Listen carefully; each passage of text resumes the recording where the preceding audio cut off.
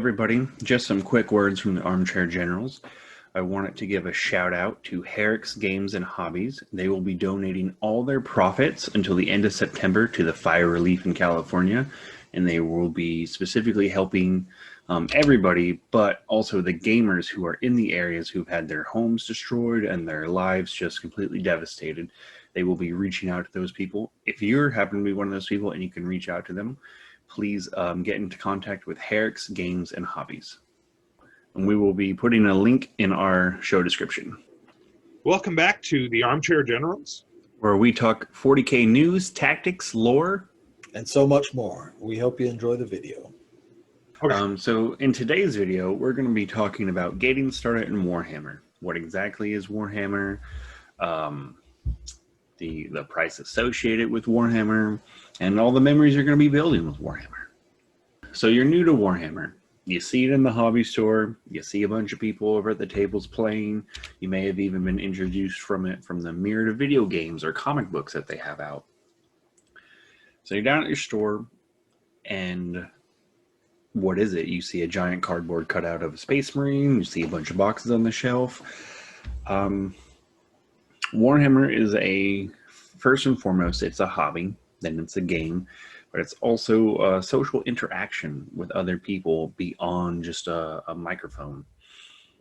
When you are playing this game, you will be interacting with other people. You'll be having shared experiences through story, through dice rolls, and just a lot of fun hanging out. Tournaments, potentially. Modeling, painting, sharing tips, tricks. Or a lot of times people will just meet up at the game store to build models, shoot the breeze, paint them. It's not always about playing. Usually that happens too, though. El Scotcho and I used to get together just to build and paint models. We would hang out, watch movies, and build and paint. And drink way too much Dr. Pepper. That's not the beverage I thought you were going to go with that one. We averaged what? I don't know, 3 cases a night or something stupid like that back then. Now, I know a lot of people have problems picking a faction. Oh, yeah. It can be a big decision, especially considering the cost of some miniatures and getting involved in the hobby. What are suggestions that you guys have for picking factions? Well, the factions can be overarched into 3 broad categories. You have the Imperium, you have Chaos, and you have Xenos. With the Imperium, you're going to have most of the armies that, as a person, you can relate to, because on the whole, they're human, whether they're a superhuman, cyborg human, or just every plain old person. And Scotcha, you want to go on with some Xenos? Oh, yeah. Xenos are probably one of the more interesting overarching categories within 40K, I'd say, because you've got everything from, uncaring, unfeeling robotic men to completely alien extragalactic super predators. And everything in between. There's aliens in the mix that are altruistic and don't really have any ill will towards humanity, and then you've got, just want to eat it all. So, and everything in between. Of course, you have Chaos. And if your parents are anything like Nova's and mine, Chaos may not be the choice for you if you're on the younger side, as they are definitely evil in every sense of the word. They consort with demons, they summon demons, they strive to become demons. They are very spiky, they're very sharp, and they hate everything and want to kill everything. And for, an older player, or somebody whose parents are not of a religious mind, they're a very fun army. But having had personal experiences, both Nova and myself, with having religious parents when we were younger, might not be a good choice for the younger crowd. Even if your parents aren't of the religious crowd, some of the stuff in the Chaos books may not be appropriate for younger players. So just be aware of that. That's true. Yeah, there's I mean, it's kind of like playing an 80s metal band. I mean, on the tabletop, because you've got it. Oh yeah. Realistically, it's actually not all that different from video games. Some video games are age appropriate. Some video games have things in them that are not age appropriate, even though they're rated for a younger crowd. They might have things that, are questionable. It really just depends on the individual's parents. And we know there are a lot of younger folks that get involved in Warhammer. I mean, we all got involved at a fairly young age. And the cost can be prohibitive. But if you're a teenager and have a job, it's usually not too hard to afford a box here and there as you go through, and you can collect your army over time.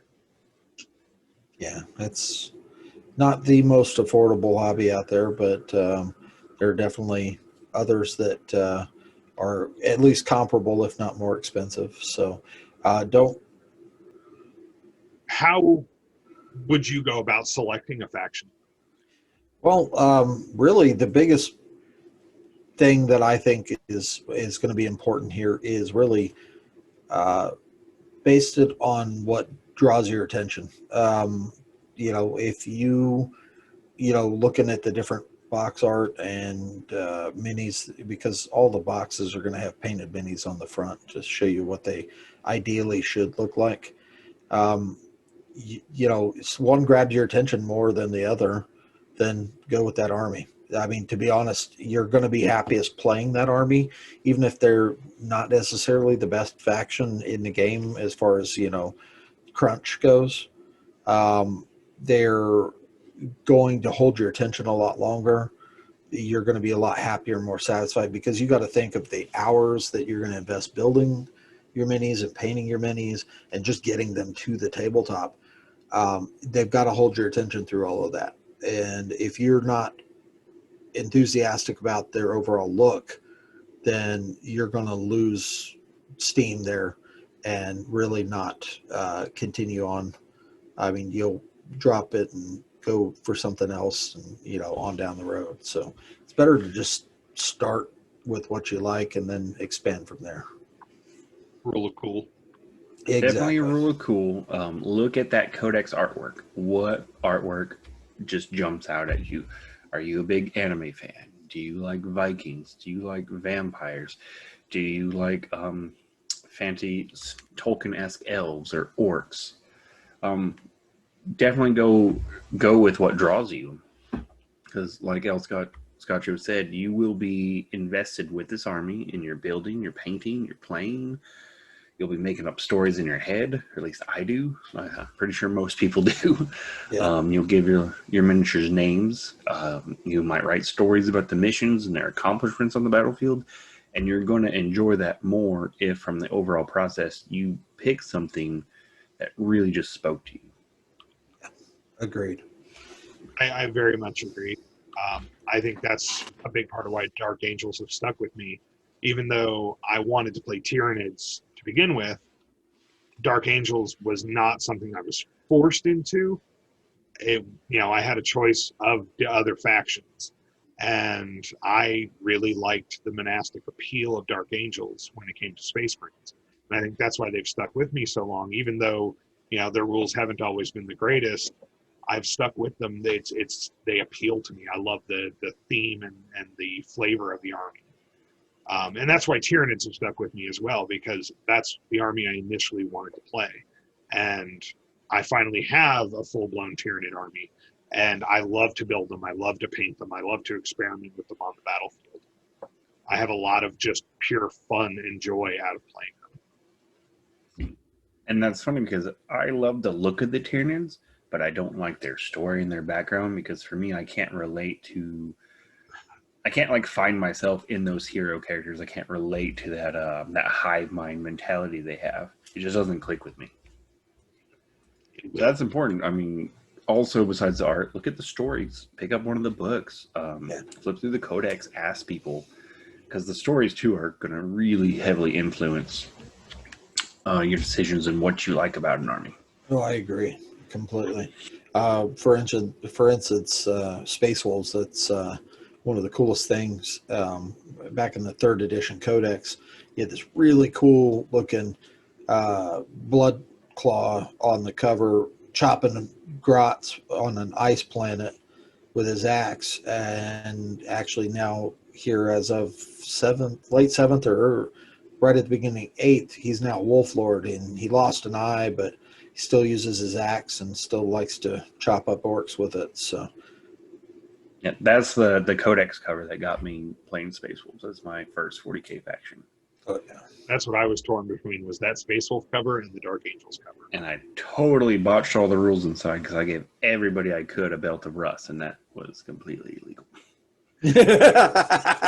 I mean, to be fair, that's another thing to cover. Don't be afraid to make mistakes. Oh yeah, Make sure people It's know gonna that happen. you're new to the game, and if you need help writing up an army list, ask for help. oh yeah, Most veteran players will be more than happy to show you the ropes. Don't be afraid to make mistakes. Don't be afraid to lose, especially for a while when you first get started. yeah. And don't be surprised when you actually come up with stuff that veteran players don't see. Fresh eyes, fresh perspective can find things that veteran players will miss. Oh, exactly. Agreed. And to further on, I mean, we've been playing this game for 20 plus years. I think that whole time I've only ever met 3 people who I'd never actually want to play against or associate with again. And that's in multiple states, multiple giant tournaments, and hundreds of people, because we used to live in a military town. So all of our game stores every few years would completely cycle through with a whole new batch of people as the military personnel got redeployed. Yeah, change bases and all that. And I agree with you there. I'll definitely second that. Don't be afraid to make the mistakes, but also, I mean, you're going to want to check out social media too, because nowadays it is entirely possible to have conversations with people about your faction, about your games from across the globe, and you're going to get. I mean, there's a few forums out there for like I mean, Bolter and Chainsword is a big one for Space Marine players in general.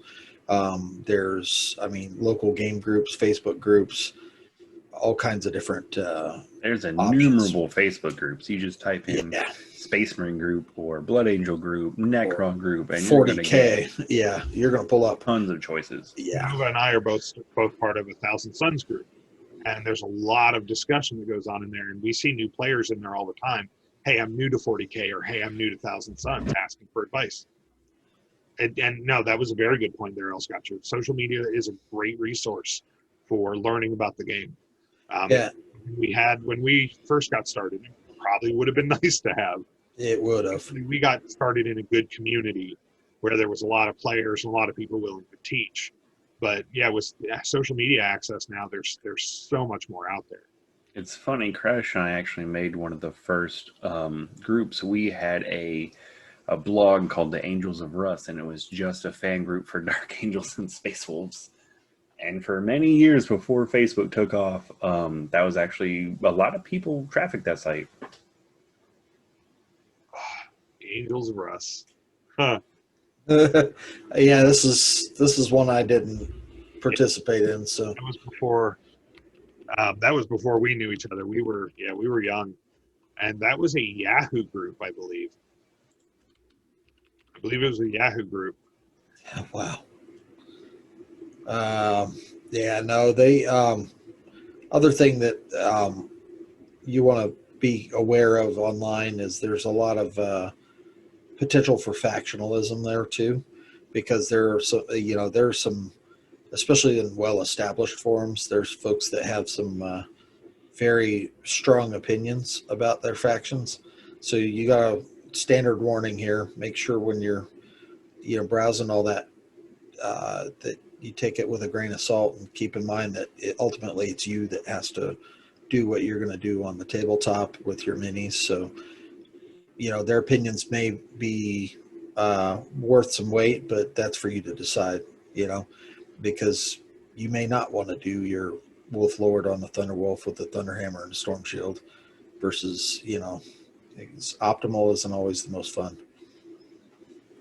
I agree. And people will often try to tell you how you should play your army.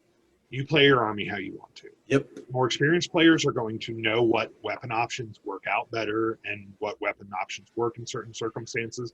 But a lot of the time, you need to learn that for yourself. Yeah. So don't be afraid to experiment. Don't be afraid to not listen. But also don't be, afraid to listen. The veteran players have the experience to know what weapon options work, what don't, and things like that. But the meta changes constantly. Oh yeah. And a slight rules tweak, in one place can change the game entirely in other places, unexpected places. But at the end of the day, I mean, it really is just about what appeals to you the most in the game. If playing the game, appeals to you the most, or even the hobby part in the building and painting. I know people that just build and paint the minis. They don't even play them. They collect them, they build them, they paint them because Games Workshop makes excellent quality miniatures. They always have. They've always been at the top of the miniatures game.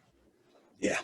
And it really is going to be what sounds coolest. Like Nova said, Tolkien-esque elves. They have space elves. There are space Terminators. They're Terminators in the movie sense. There's space robots that want to kill people. There's Space Marines. There's evil Space Marines. There's, everything you can imagine. There's an entire faction of evil space elves that are basically the villains from Hellraiser. Yeah. Yeah. There's, and then there's the Tau. To touch on an unrelated faction there, the Tau really just want everybody to live harmoniously together. That's their overriding. And if you like Gundams and anime, that's probably going to be the faction for you. Oh, yeah. Lots of battle suits, lots of crazy tech. I love the Tau. And no matter how many people tell you that they are fish people, they have hooves and are not fish people. I've never heard that particular iteration of Tau mythology, but yeah, I'll have to look more into that. That sounds rather amusing. A lot of their units and vehicles will have aquatic sounding names, so people just associate them with fish. Yeah, they do, actually. Huh. Makes sense. Hammerhead. They are Rana. Fish. They're all aquatic. Yeah, a lot of them are aquatic, huh. Which is funny for a tribal alien species with hooves is what they're from. Yeah, they have a caste-based society, so that's interesting. Yeah. Well, okay. Anyhow, thoughts on getting into the hobby, picking a faction before we move on to our next segment? I don't think anything that we haven't already said. Just reiterate, like, the faction that speaks to you first, like, boom, you'll the moment you see it, you're gonna have that moment, and you're gonna be like, them. Go for it. Artwork in the 3rd edition rulebook for me. The Lizardman army book for Nova. And it's kind of a combo between Space Wolves and the actually for fantasy, the Dwarf Army book was pretty phenomenal. All right. Well, we will be right back with part 2 of the introduction to 40K. We thank you for joining us for this segment. Thank you for joining us for today's video. We hope you enjoyed your time with us. If you did, please remember to smash that like button. Hit subscribe and click that notification bell, so you never miss a video from us. Until next time, we are the Armchair Generals.